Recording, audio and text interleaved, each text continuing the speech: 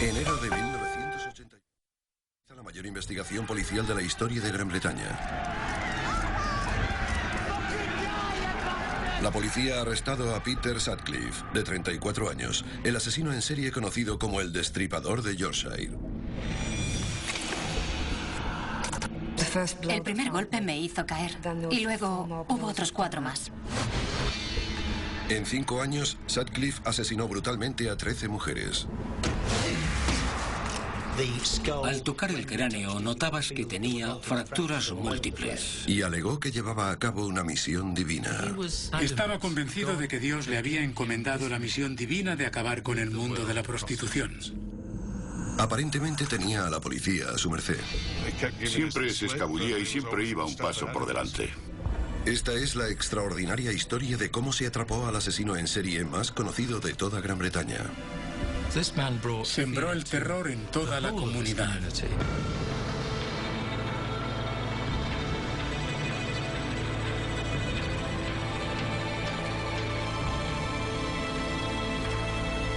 Asesinos en serie, el Destripador de Yorkshire.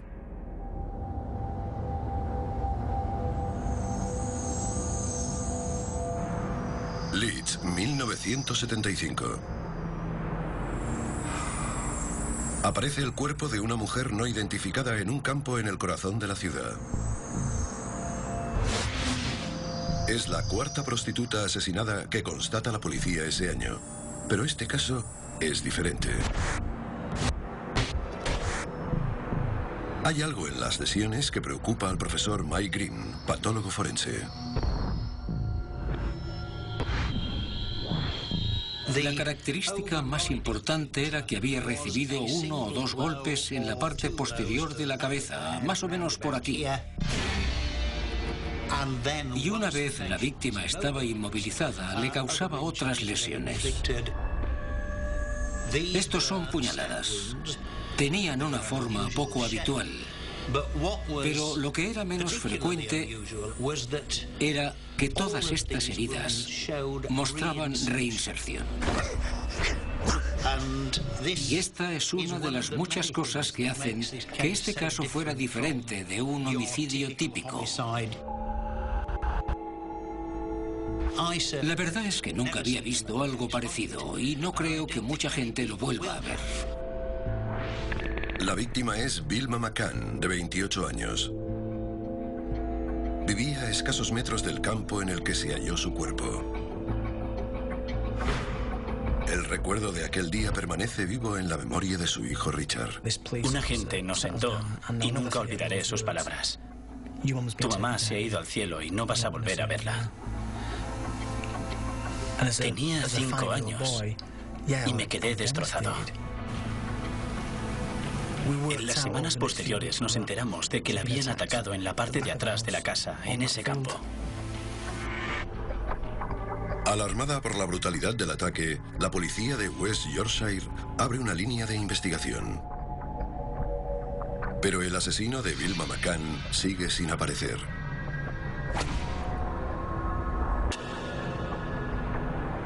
Doce semanas después, aparece otro cuerpo en los callejones de Leeds. Una carta en el interior del bolso de la mujer la identifica como Emily Jackson, de 42 años. El forense Mike Green se da cuenta de que se está formando un patrón perturbador. Cuando apareció el segundo caso, empezaron a aflorar las similitudes. Volvía a tratarse de una mujer con un golpe en la cabeza, puñaladas en el abdomen, y no olvidemos su profesión. Se decía que aquella mujer hacía la calle. A Kit Hallowell, el inspector jefe de la policía de West Yorkshire, le preocupa que no consigan encontrar al asesino. Nuestra estadística de casos de homicidios cerrados había sido alta, mayor que la del resto del país. Había años en los que no quedaba ninguno sin resolver, pero de repente teníamos uno y luego otro, y no los resolvíamos. Y los miembros de la policía se sentían frustrados. La prensa aprovechó las similitudes entre los dos homicidios. El inspector Andrew Laptew estaba presente cuando la policía encuentra la primera pista para identificar al asesino. Emily Monica Jackson fue hallada en la parte de atrás de una panadería. Vimos que tenía una huella de bota de goma muy clara en uno de los muslos. En la zona en la que se halló el cuerpo se encontraron más huellas de estas botas. El equipo de forenses procedió a su análisis. Se hizo un molde de las botas en escayola porque se dieron cuenta de que así tendrían una idea de la talla del calzado que había dejado la huella. Tenían un patrón de pisado con el que podían empezar a trabajar. Cuando el equipo de forenses descubre que la huella pertenece a una bota de trabajo de la talla 40, sospechan que el homicida puede ser un obrero.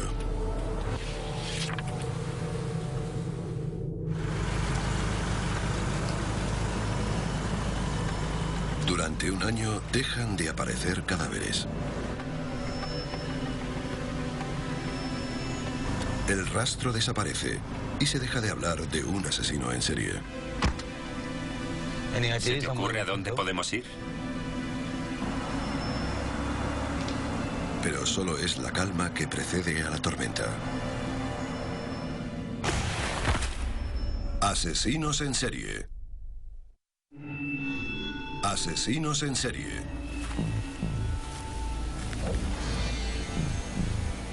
Se han hallado los cadáveres de dos mujeres asesinadas de forma sospechosamente parecida en la ciudad de Leeds. La prensa sospecha que las muertes son obra de un asesino en serie. A pesar de que se lleva a cabo una investigación policial intensiva, el agresor sigue tan esquivo como siempre. Hace un año desde que se descubrió el último cuerpo. La teoría del asesino en serie parece infundada.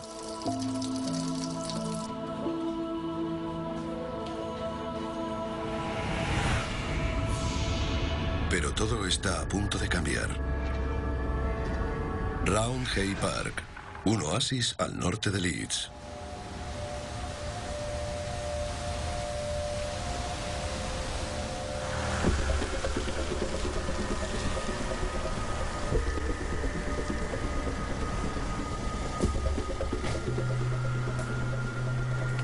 El 5 de febrero de 1977, la tranquilidad del parque se ve amenazada.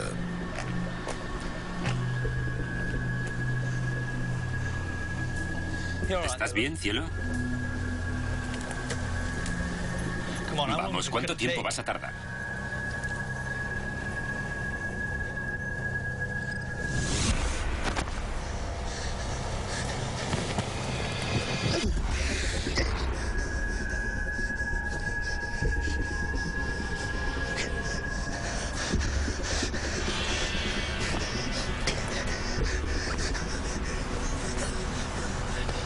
Para el patólogo Mike Green, las lesiones son preocupantemente similares a las de los dos homicidios anteriores.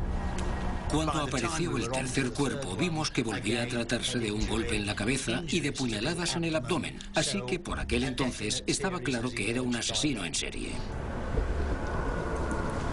Los peores miedos de la policía se confirman.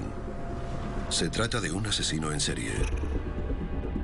Los agentes veteranos que trabajaban en las primeras fases del caso iban atando cabos respecto al método utilizado para atacar a las víctimas. Las golpeaba en la cabeza con un martillo y después las apuñalaba con saña. Era evidente que se trataba de una sola persona.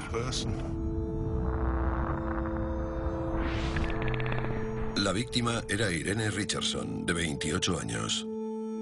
Alrededor del cuerpo había manchas de barro, lo que apuntaba a otro inquietante giro en el homicidio.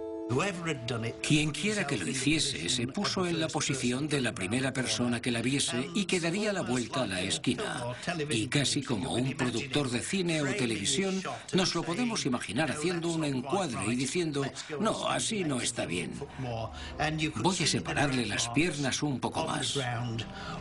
Arrastró su cuerpo al menos 2 veces, quizá 3, para conseguir el máximo impacto.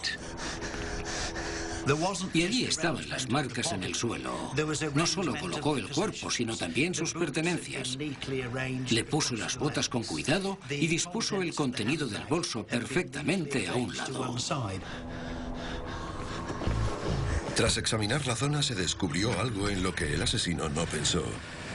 Huellas de neumáticos. La policía elaboró rápidamente una lista de los coches que utilizaban las mismas ruedas. Y empezó a localizar a los 53.000 propietarios de esos coches de diferentes modelos. A pesar de contactar con más de 30.000 propietarios, no obtienen más información y se detiene la búsqueda. Es un gran golpe para la policía. La verdad es que estábamos muy deprimidos porque se estaban produciendo asesinatos y no íbamos a ningún sitio a pesar del gran esfuerzo que se estaba llevando a cabo con la investigación. Tras 3 muertes, la policía no está ni cerca de atrapar al homicida. Aunque 18 meses antes les habían dado la descripción de un agresor cuyo método de ataque coincidía con el del asesino.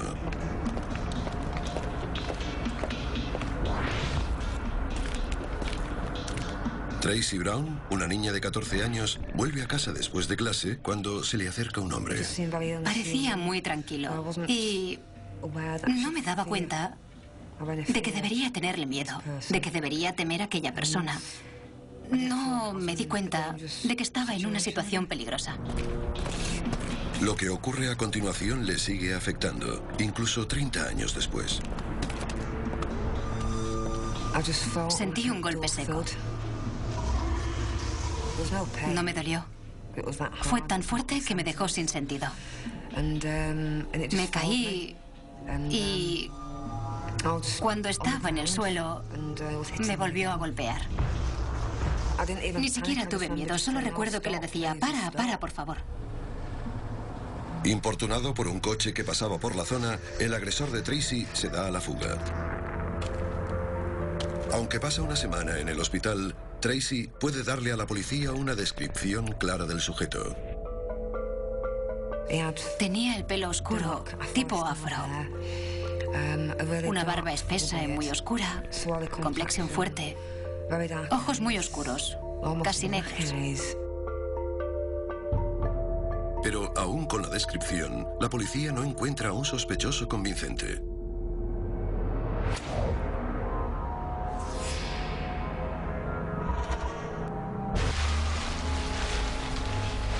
En la primavera de 1977 se descubre el cuerpo de una cuarta mujer. Pero en esta ocasión hay otra variación brutal en el método. Estamos en Oak Avenue y este es el escenario del crimen en el que se encontró a Patricia Atkinson. Aquí había algo fuera de lo normal, una desviación en sus métodos de asesinato habituales.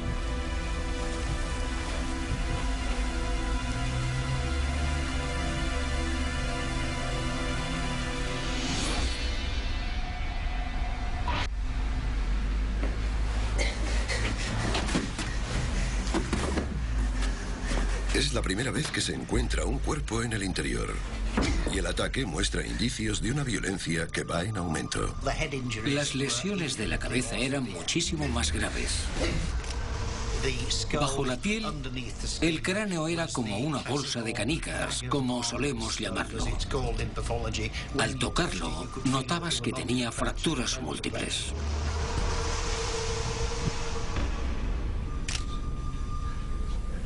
En las sábanas de la cama del piso de Patricia Atkinson, la policía descubre la huella de una bota ensangrentada que se corresponde con las huellas halladas en el escenario del crimen de Emily Jackson.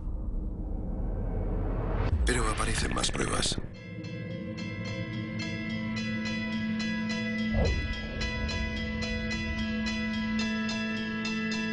En 18 meses, el asesino se ha cobrado la vida de 4 mujeres y ha dejado huérfanos a 13 niños. La policía realiza entrevistas en 2.300 viviendas y recoge 2.000 declaraciones en vano.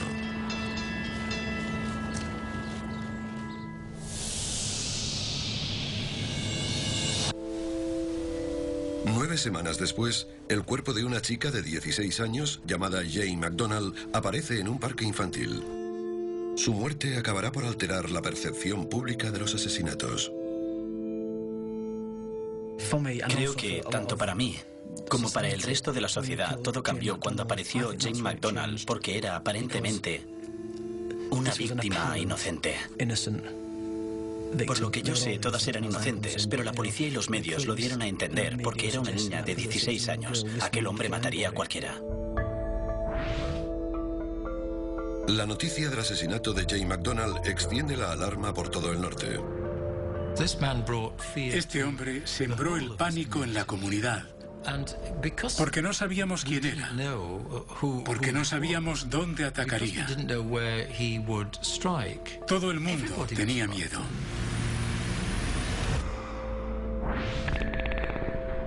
Tras el asesinato de Jane McDonald, George Oldfield, subdirector de policía, se pone al frente de toda la línea de investigación.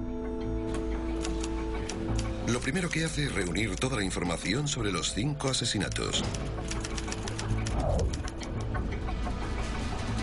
El volumen de información recabada es enorme. Oldfield empieza intentando cruzar los datos de todas las pruebas. Bueno, escuchad. Todos tenemos que obtener declaraciones más detalladas.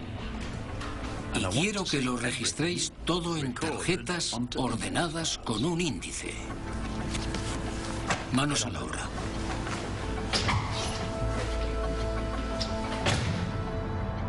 Pero el sistema de tarjetas demuestra ser inadecuado para gestionar tantos datos. Harry Ognall, abogado de la acusación, lo recuerda. Tenían tal cantidad de documentación que tuvieron que reforzar el suelo para que soportara el peso.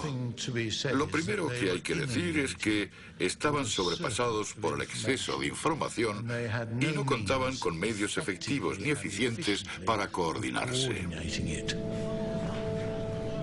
La sobrecarga de información es un problema que continuará lastrando la investigación.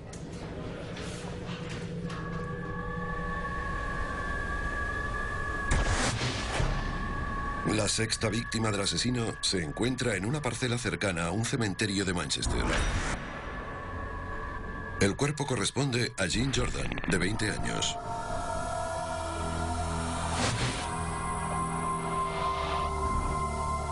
El equipo forense hace un descubrimiento crucial: huevos de mosca en las heridas. Hay ciertas moscas que prefieren poner sus huevos a la sombra y otras que prefieren ponerlos al sol. Y en lo que sería el lado del cuerpo que quedaba expuesto al sol, se encontraron huevos de mosca que prefieren la sombra. Le dije a la policía que aquel cuerpo llevaba 2 o 3 días completamente a la sombra y que lo habían sacado al exterior. La policía dedujo que el asesino había vuelto al cuerpo para buscar algo que se había dejado. La búsqueda alrededor del cuerpo se intensifica. En un jardín cercano se encuentra un bolso de mano. En un bolsillo oculto hay un billete de 5 libras nuevo. La policía creía que el asesino podría haberle dado el billete a la víctima. El billete de 5 libras se rastrea desde el Banco de Inglaterra hasta Yorkshire y la policía obtiene una lista de 35 empresas que podrían haber usado aquel billete para pagar a sus empleados. Una de ellas es TWH Clark, una empresa de transporte donde Peter Sutcliffe trabaja conduciendo un camión. Como posible receptor del billete de 5 libras, la policía interroga a Sutcliffe. Vamos a pasar por donde vivía Peter Sutcliffe. Esta es la casa en la que vivía con su mujer Sonia. La policía le pregunta a Sutcliffe dónde estaba la noche en que Jean Jordan fue asesinada. Anoche dimos una fiesta. Lo recuerdo porque acabé llevando a unos cuantos a casa. ¿Verdad? ¿Te acuerdas, no? Sí. Sutcliffe explicaría más adelante por qué la policía no dudó de su coartada. En aquel momento Sutcliffe se escapó por los pelos. Aquel fin de semana la policía había realizado 400 entrevistas y más adelante reconoció que los agentes estaban tan cansados que cualquier cosa que les hubiera dicho lo habrían creído. El fracaso de la investigación relacionada con el billete de 5 libras acaba en tragedia. Menos de 6 meses después de la entrevista con Sutcliffe, aparecen los cuerpos de Yvonne Pearson y Helen Reitker. En mayo de aquel año, descubren a la 9ª víctima, Vera Millward, de 40 años. La prensa ya había apodado al asesino el Destripador de Yorkshire. La caza del Destripador se intensifica. Se da paso a una investigación encubierta y se anotan las matrículas de los coches que frecuentan zonas de prostitución. La policía busca coches que se localicen en 2 o más distritos. Y un nombre empieza a repetirse.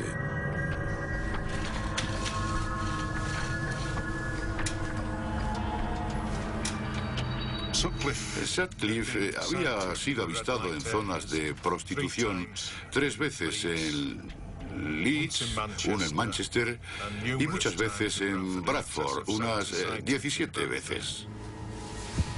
¿Otra vez? Los invitaría a sentarse, pero... ¿Nos disculpas un momento, cariño?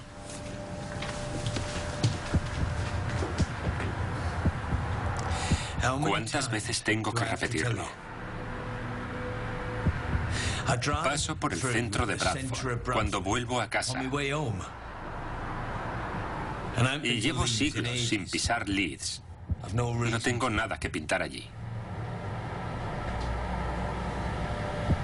Así que, si no les importa...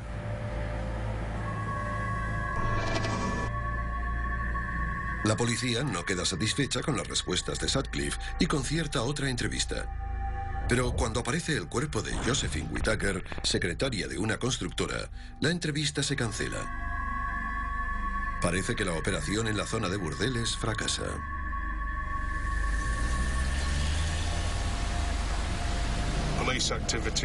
La actividad policial era tan intensa que lo habrían localizado en las zonas de prostitución. Así que decidió seleccionar a sus víctimas en otra parte, lejos de los prostíbulos. El análisis forense del escenario del crimen de Whittaker revela una huella de bota. Una zona muy gastada en la suela de la bota derecha indica que el asesino podría conducir largas distancias. Es una pista más que apunta a Sutcliffe como el asesino.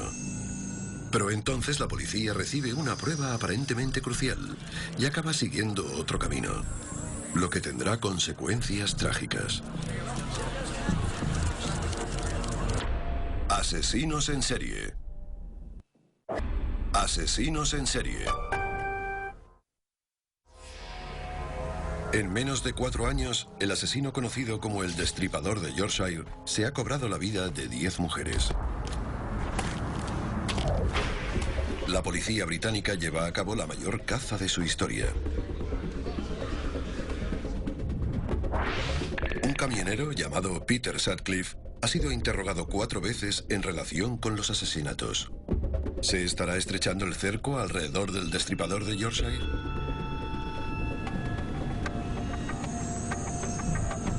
En junio de 1979, el jefe de la investigación, George Oldfield, recibe una cinta de un hombre que afirma ser el asesino. Me llamo Jack. Veo que no habéis tenido suerte para atraparme. Te tengo mucho respeto, George. Como tiene un acento típico del norte de Inglaterra, lo llaman Wearside Jack. Tienen que tomar una decisión muy importante. ¿Creemos que es el hombre que buscamos y vamos a por él? ¿O suponemos que es un engaño y lo ignoramos?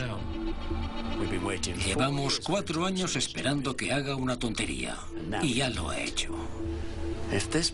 Si este imbécil cree que nos puede mandar una cinta, tomarnos el pelo y librarse de nosotros, está muy equivocado. Así que decidimos ir a por él. Y si lo hacíamos, teníamos que tomárnoslo en serio. Y eso fue lo que hizo George. El acento se convierte en una pieza clave del perfil del asesino. Esto es el criterio de eliminación. Calzado de la talla 40 o menor. Grupo sanguíneo B. Y vive y trabaja en Yorkshire. Pero no hay duda que es del noroeste.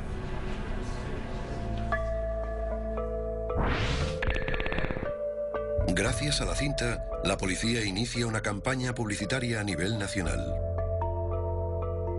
Uno de los recuerdos más vivos que conservo de aquella época es de cuando la policía de West Yorkshire recibió la cinta. Me llamo Jack y no estáis ni cerca de cogerme, aunque haya empezado esto hace 4 años. La escuché una noche y pensé, Dios mío, ese es el hombre que mató a mi madre y me va a matar a mí también.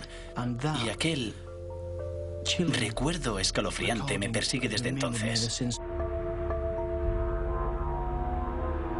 La policía recibe instrucciones de continuar con las entrevistas para tomar nota de los acentos de los hombres interrogados. Andrew Laptew va a interrogar a Peter Sutcliffe. Le explicamos qué queríamos y nos invitó a pasar a su salón. No sé por qué no dejan de molestarnos. Mis compañeros de trabajo han empezado a llamarme destripador. Y ya me estoy cansando.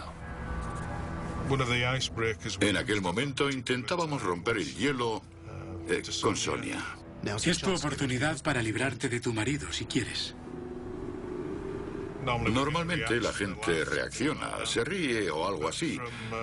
Pero Peter Sutcliffe y Sonia no dijeron nada. No contestaban nada, ni una risa. Me pareció un poco extraño.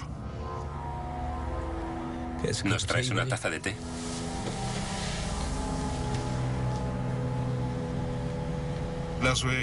Mientras proseguíamos con la entrevista, empezamos a notar cosas raras en Peter Sutcliffe. Era muy reservado, muy indiferente. Miren, yo no frecuento prostitutas. Nunca lo he hecho. ¿Por qué iba a hacerlo?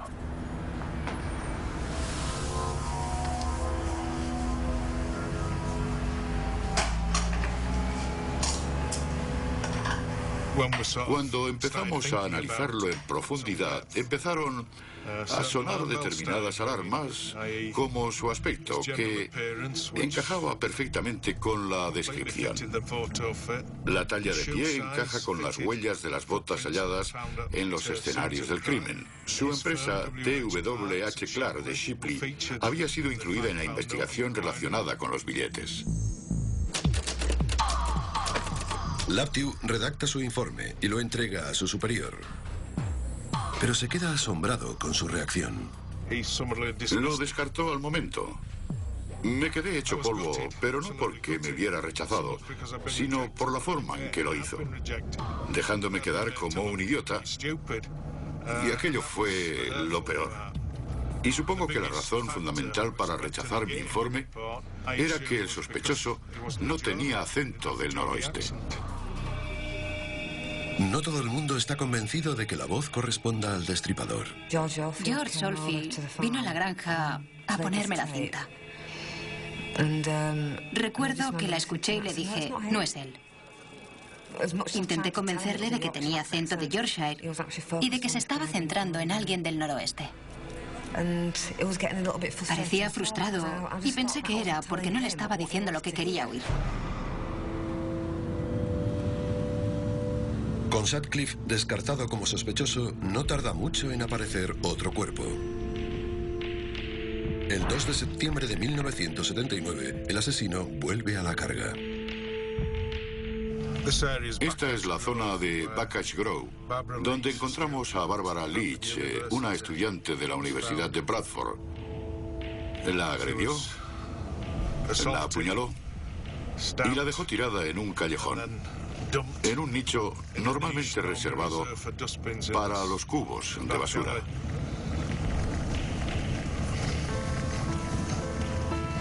Otra víctima inocente. Es un gran revés para la policía. Si eres agente de policía y ayudas y quieres a una comunidad, te preocupas. Formas parte de ella y compartir todo aquel dolor fue horrible.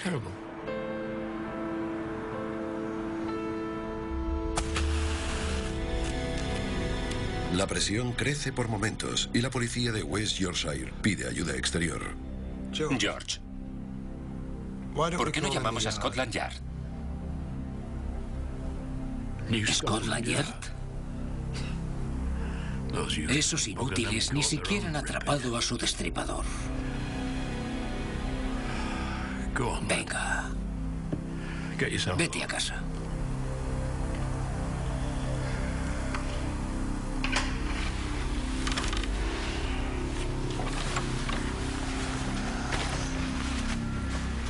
A George Oldfield, aquella enorme responsabilidad le estaba pasando factura. La enorme cantidad de información que recibía era extraordinaria y era imposible que una sola persona lo soportara. Creo que trabajaba en el caso 24 horas al día. La investigación ha perdido el rumbo. Oldfield es destituido de su cargo y las cintas de Weird Side Jack quedan descartadas.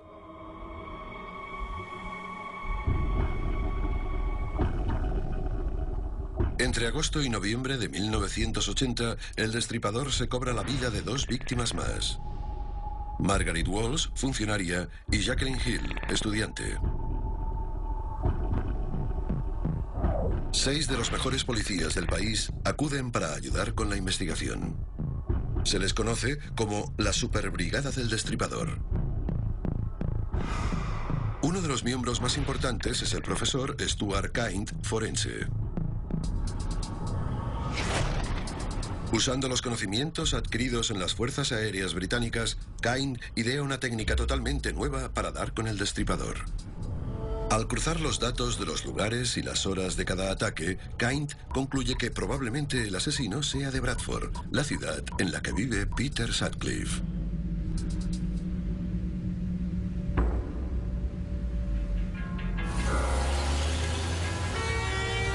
El perfil geográfico de Kind lleva a la policía un paso más cerca de Sutcliffe.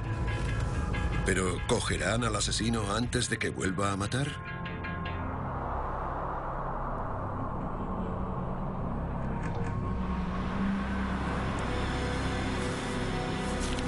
El 2 de enero de 1981, el sargento Robert Ring y el agente Robert Heights hacen un control rutinario en una zona frecuentada por prostitutas. ¿Cómo se llama? John Williams. ¿De dónde es, señor Williams? De Rotherham. ¿Quién es ella? Mi novia. ¿Cómo se llama? No lo sé, no hace mucho que la conozco. ¿Está de broma? ¿Le parece que haya caído de un árbol de Navidad? Espere aquí.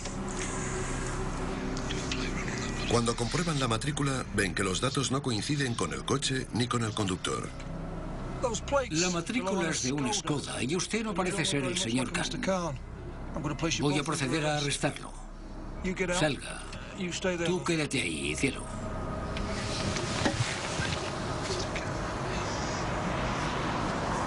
¡Alto! ¿A dónde cree que va? ¡Vuelva aquí!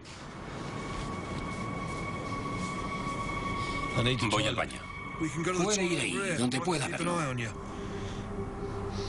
Olvídelo. Lo llevaron a comisaría y allí empezaron a sospechar que igual no era un cliente, sino que podía ser el auténtico destripador. Al día siguiente, la brigada del destripador interroga a Sutcliffe. Llevé a 3 personas a su casa. Me ofrecieron 10 libras por llevarlos y lo hice. Y solo me gasto el dinero con una prostituta cuando voy a Sheffield. Creía que había dicho que no frecuentaba prostitutas. Yo no. Quería decir que no me acuesto con ellas. Solo hablamos de los problemas que tengo en casa. ¿Me está diciendo que nunca se ha acostado con una prostituta? ¿Cuántas veces?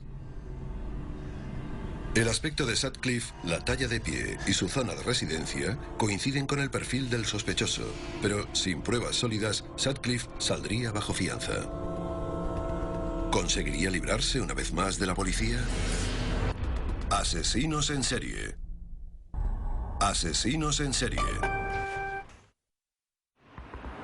Salga. Tú quédate ahí, cielo. Tras haber sido sorprendido con una prostituta en las afueras de Sheffield, Peter Sutcliffe es interrogado por la brigada del destripador. Solo me gasto el dinero con una prostituta cuando voy a Sheffield. Es la 9ª vez que lo interrogan en relación con los asesinatos. Pero a menos que encuentren una prueba de peso, tendrán que dejarle marchar.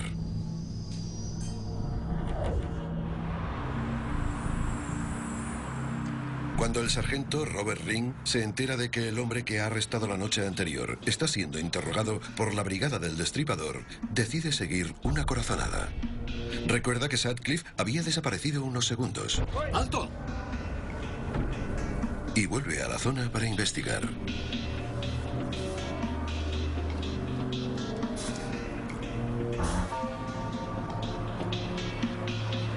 Resulta ser una decisión de vital importancia. La policía le muestra a Sutcliffe sus hallazgos. Creo que os estáis acercando. ¿A qué? Al destripador de Yorkshire. ¿Qué pasa con el destripador de Yorkshire?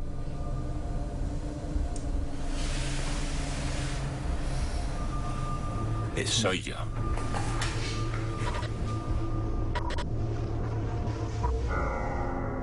Sutcliffe me dijo que en aquel momento, milagrosamente, Dios le había dicho que contara la verdad, que su misión había terminado. Esa fue la versión de Sutcliffe. Quiero contaros lo que he hecho. Me alegro de que haya acabado. De repente nos sacamos un gran peso de encima. Nos sentimos liberados, porque por fin había terminado todo aquello. Habíamos atrapado a aquel hombre y habíamos cerrado un capítulo. Estábamos eufóricos. Cuando me enteré de que Peter Sutcliffe era el destripador de Yorkshire, se hace muy difícil describir cómo me sentí. Pero fue como una puñalada en el corazón, para ser sincero. Yo había interrogado a Sutcliffe, pero él había seguido matando a mujeres, y eso es algo con lo que tendré que cargar el resto de mi vida. Al fin la comunidad podía descargar su furia contra el asesino. El hombre arrestado en relación con los asesinatos del destripador de Yorkshire se llama Peter Sutcliffe y es un camionero de Bradford. ¡Muere! ¡Muere! ¡Muere! ¡Muere! La gente estaba encolerizada, furiosa. Sus emociones afloraban en el juzgado, en las calles.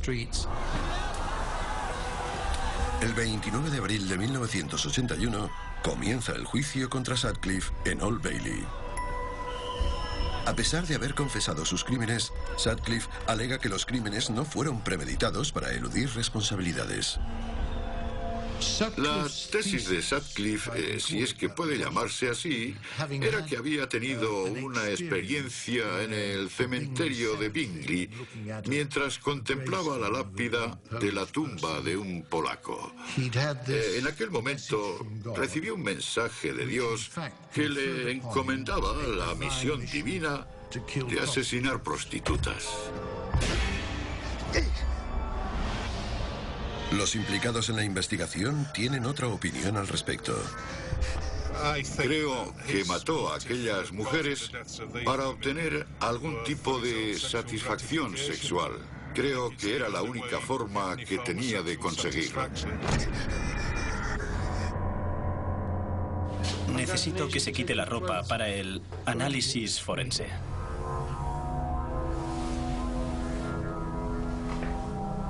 La idea de que Sutcliffe es un depredador sexual queda reforzada con la extraña prenda que llevaba en el momento de su detención.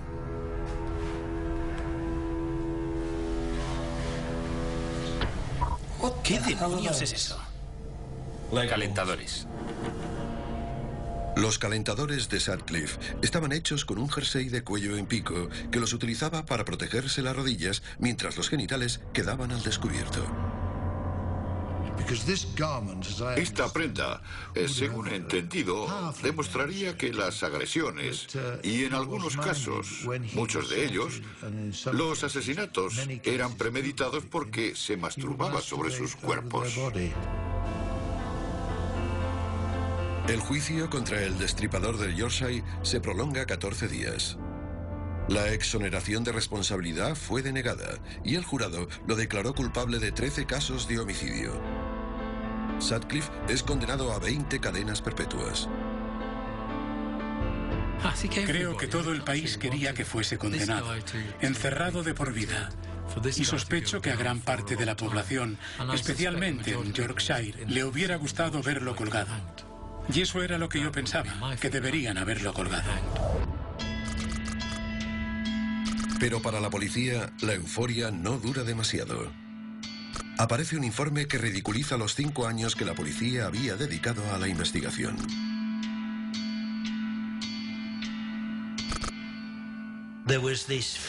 Había un gran pesar entre los compañeros más veteranos que se habían dedicado en cuerpo y alma a la investigación y cuyas cabezas habían rodado para satisfacer a la prensa.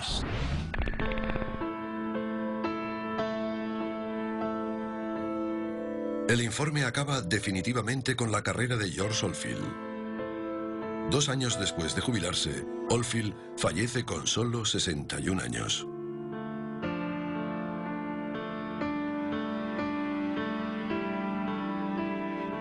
«30 años después, los efectos de la brutalidad de Sutcliffe se siguen padeciendo». ¿Por qué me hizo aquello? ¿Qué le pasaba por la cabeza? ¿Cómo se sentía? ¿Tiene remordimientos por lo que hizo? No solo por mí, sino por todas las demás. ¿O es que no tiene nada dentro y es simplemente malvado? He visto cómo ha afectado a mi familia, a mis hermanas, sobre todo a Sonia, la mayor, que creía que no merecía sobrepasar la edad de mi madre, que murió a los 28. Cuando Sonia los cumplió, se puso peor porque creía que no merecía vivir. Y desgraciadamente, Sonia se suicidó en diciembre. Las pasadas Navidades y... todo eso se lo achaco a lo que hizo Peter Sutcliffe la noche que mató a mi madre. En 2006, John Humble, de 50 años, admitió haber enviado las cintas falsas y fue condenado a 8 años por obstrucción a la justicia. Más tarde, Peter Sutcliffe le confesó a Keith Hallowell que había agredido a Tracy Brown. En 1984, Sutcliffe fue transferido al Hospital Psiquiátrico Penitenciario Bradmoor, donde permanece hoy en día.